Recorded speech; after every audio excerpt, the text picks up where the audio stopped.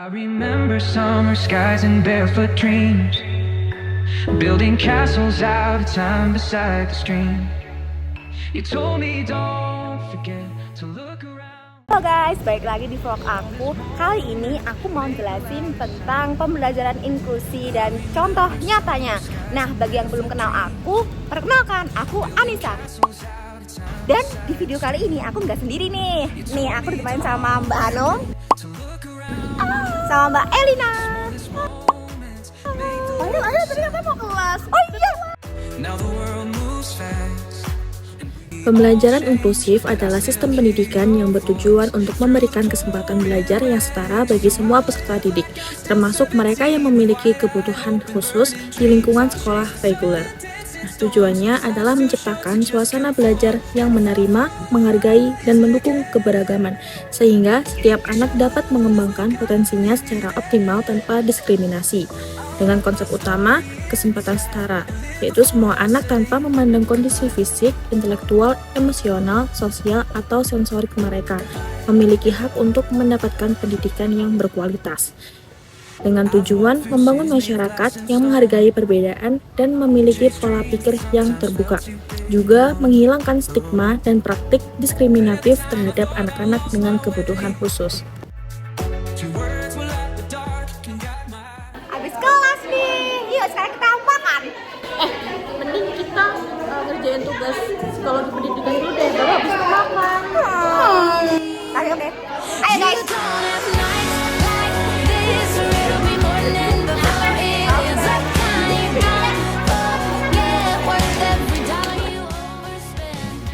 Tujuan lain dari pembelajaran inklusi adalah memastikan tidak ada diskriminasi di lingkungan belajar untuk menciptakan pendidikan yang setara dan adil bagi semua siswa tanpa membedakan jenis kelaminnya. Nah, terus lanjutan materinya jadinya kayak gimana? Gimana kalau kita mulai dari tukar-tukar pengalaman ini, kayak mungkin pengalaman dari kita yang merasa beda-bedain gitu. Boleh sih, tapi kalau dari aku pribadi sih aku nggak ada pengalaman kayak gitu ya, kayak ya aku nggak pernah beda-bedain gitu. Kalau kamu gimana? Aku ada lagi, jadi waktu kemarin maba itu tuh kan mau beli minuman gitu kan, terus kayak tadinya tuh kayak ngobrol-ngobrol basa-basi gitu, kayak bahas tentang jurusan, tentang semester-semesteran sama masnya. Terus tiba-tiba di akhir aku ngobrol, masnya bilang kayak gini, ya udah kalau misalkan kamu nanti juga kalau udah lulus S1 juga nggak bakalan bisa kerja, pasti nanti akhir-akhirnya juga ngurusin anak juga, ngurusin suami juga. Terus kayak masnya ini tuh cerita kayak gini tuh gara-gara dia ngeliat dari istrinya, karena istrinya juga lulus S1 juga nggak kerja, ngurusin anak juga, yang harus kerja tuh memang masnya. Tapi aneh sih, aku nggak setuju banget.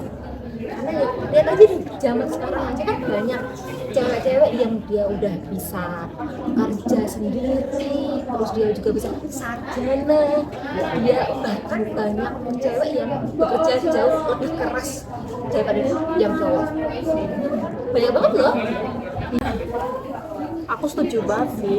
Kayak aku pun besok juga pengen kerja gitu, maksudnya tetap sih ngurus suami atau ngurus anak. Tapi kalau buat main ya tetap pengennya kerja sendiri sih, ngapain minta suami. Kalau masih itu kamu jawab dia deh kayak gimana?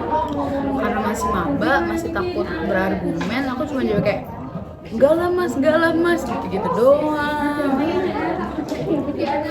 Padahal kan ini ya, di pelajaran inklusi itu kan udah diajarin ya kalau kita tuh nggak boleh beda-bedain gender gitu. Toh dia mau kuliah apa enggak, hidup-hidupnya dia. Terus kayak nantinya dia mau kerja atau mau aku juga terserah dianya gitu. Maksudnya tuh nggak ada hak sama sekali.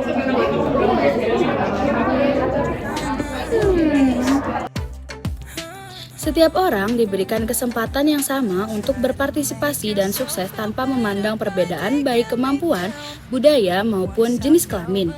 Guru yang memahami makna inklusi akan menghargai setiap latar belakang siswa, terbuka terhadap perbedaan budaya, dan adil dalam memperlakukan laki-laki maupun perempuan.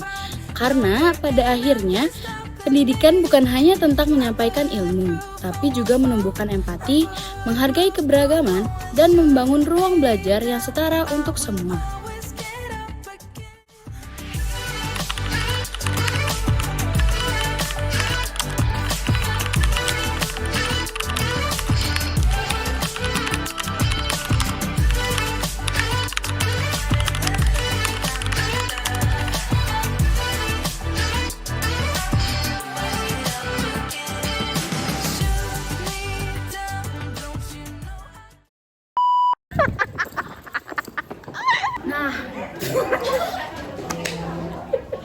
Kayak dilihat.